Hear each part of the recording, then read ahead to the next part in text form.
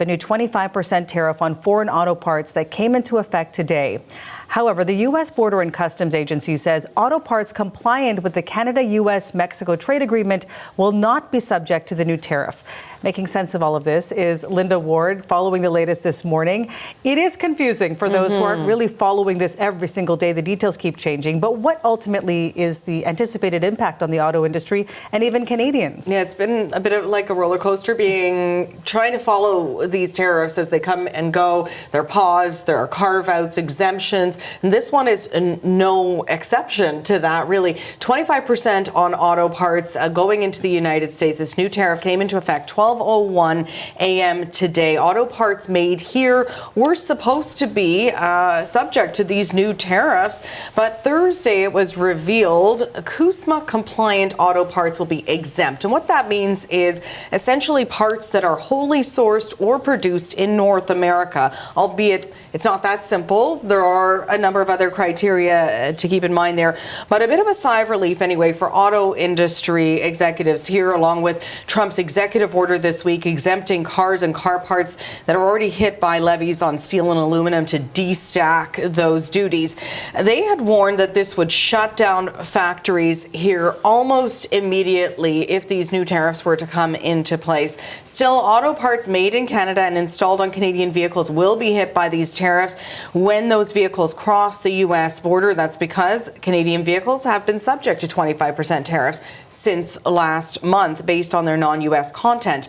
But because the U.S. can't just sort of gear up and create all the parts that they need in order to build a car immediately, Marvin Ryder says Trump has bought U.S. automakers some time.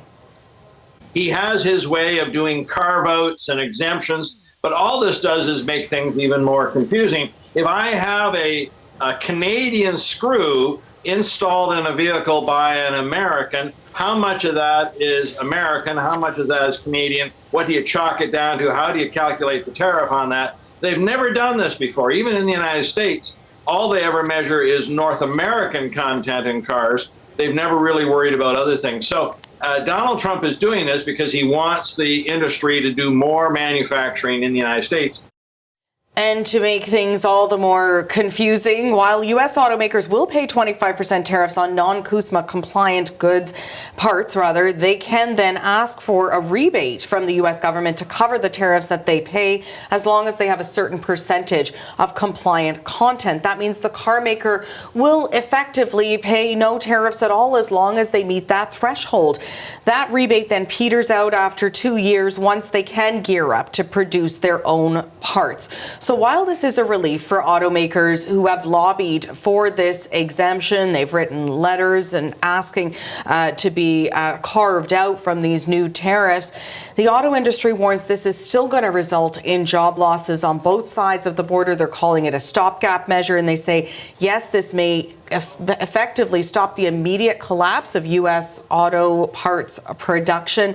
Eventually, this will result in just a devastating blow to the overall supply chain between Canada and the United States. All right. Thanks so much, Linda. You're welcome.